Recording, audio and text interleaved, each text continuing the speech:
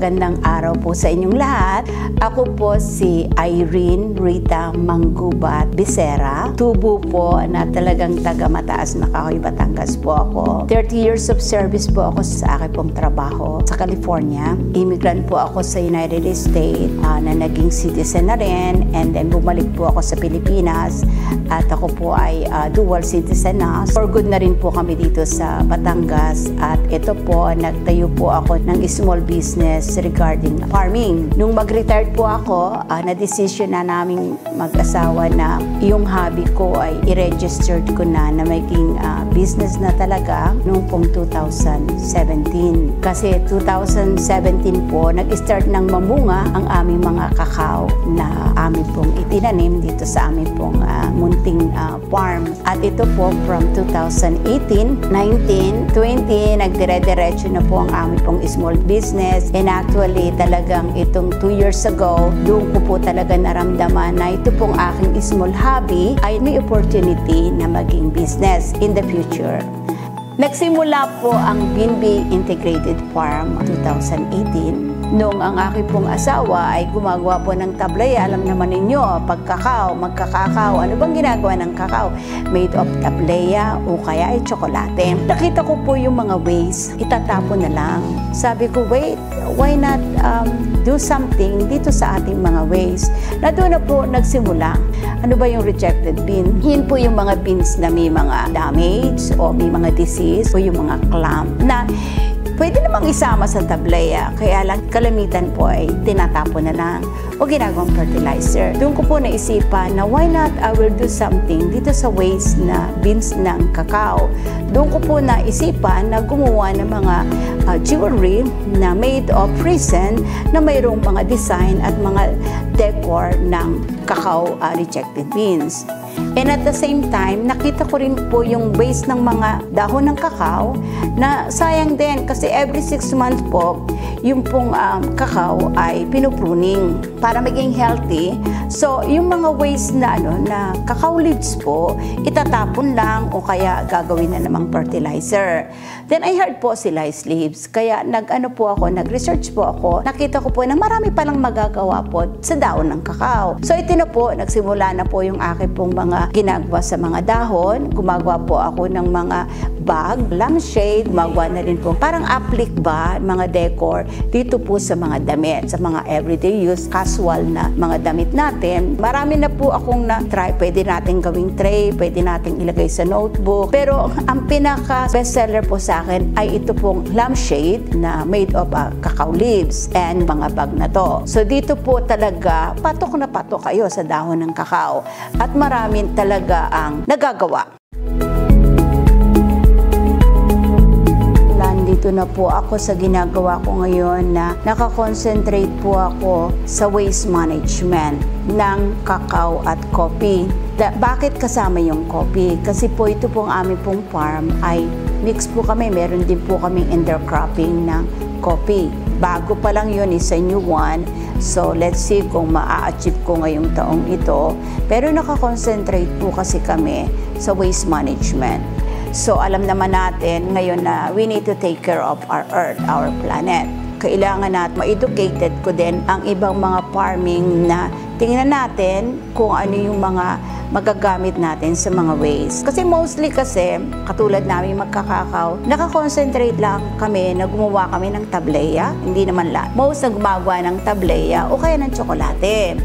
So, doon talaga nakapokus, and that's my husband, na nakapokus siya na yung food processing, kung anong magagawa pa natin. Maraming nagagawa sa kakao.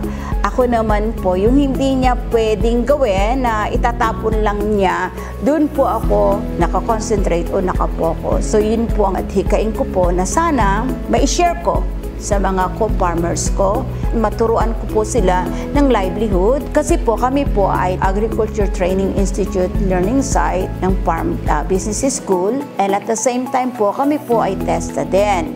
So we train na sinishare ko po sa aking pong agri-entrepreneur ng under TESTA na ito ay business. Itong waste management na ginagawa ko, yung mga waste na itatapon na business pala to, pwedeng pagkakitaan. So yun po ang aking talaga, nakapokus po ako dito. At yun po talaga yung aking vision at mission ko na may share ko sa mga farmers o kung sinong kahit kanino, yung mga ano natin, maturuan ko sila ng livelihood, yung mga kababayan natin na interesado. So yun ang talagang ano ko po, ma-training sila, ma-educate sila, tulungan sila, at maano sa kanila na farming is a business.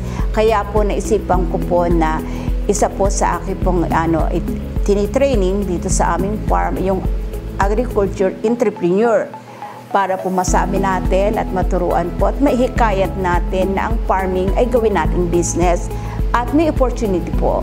Alam ko po na magkakaroon po tayo ng magandang kita dito o pagkakakitaan.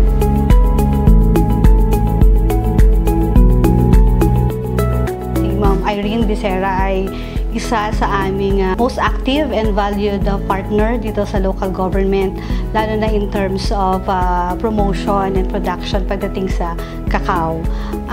Yung Vinvi Integrated Farm na kanilang minamanage at kanilang pag-aari ay talagang isa sa pinagmamalaki ng bayan ng Mataas na Kahoy, kasi through the farm ay talagang naipromote nila ang cacao, hindi lang yung sa cacao production. Kumbaga nakita natin yung other side or yung pagdating sa fossilized leaves, kasi doon sila nakapag-focus and talagang nakilala. Hindi lang ang Vinvi, dahil kahit saan sila makarating ay kasama pinagmamalaki nila na ang Vinvi ay mula sa bayan ng Mataas na Kahoy. Lagi nga niyang sinasabi na ang sa kanya, ang gusto niya ay makatulong sa community. Gusto niya ma-engage, especially yung mga women, yung mga kababaihan, na makita nila na yung pagpo-fossilize ng leaves ay magandang livelihood. Doon kasi siya nag-start na ni-open niya yung kanyang farm para makita sa community na yung cacao, especially yung pagpo-fossilize, ay malaki ang opportunity. Ito po ang plano namin sa mga susunod na taon, na maturuan, magbigay ako ng training. So ang talagang nakikita ko na sana sa susunod pang taon, and let's just make it like 4 years, 4 years to 5 years, na marami ang training namin na gumawa ng fossilize at gumawa ng mga jewelry at maging livelihood na rin nila, na mayroon silang karagdagang income sa kanilang family na maiko-contribute ko, na tulungan ko sila mag-start ng business and then maging successful sila. Kung makaka-training ako ng marami, may encourage ko sila, mapapaniwala ko sila, they will believe na mayroong opportunity at mayroong kikitain ka sa mga livelihood na gagawin natin. If I can empower at kung makakatulong ako na i-introduce ko yung livelihood, kung sinong interested, pwede ang mga estudyante, meron ako mga estudyante na tinitraining din, o sa mga community, sa mga youth, sana lumaki ng lumaki at makilala itong ating ginagawa internationally na, hindi na lang local, kundi talagang lalabas na tayo ng Pilipinas. And sana in 5 years matupad yun. Ang pagpo-farming hindi naman madali. Kailangan gusto mo yung ginagawa mo. Yung lagi sinasabi ko mahirap talaga. Pero pag gusto mo yung ginagawa mo, and I think ikaw happy ka sa ginagawa mo, magi-enjoy ka. Punta ka sa isang farm, masarap pala. My husband and I, pag naglalakad kami sa farm namin, iba ang ng farm kaysa sa city life. Kakapagpaalis ng stress, at saka very tahimik, and maraming kang magagawa, and then maraming satisfying na.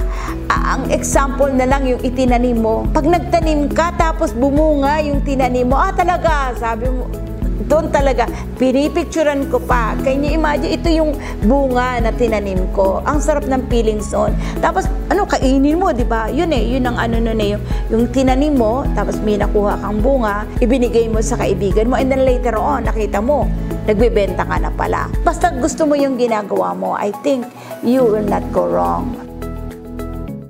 Ako po si Irene Manggubat Becerra, and I'm proud to say, isa po ako sa Empowered Juana sa Agrikultura.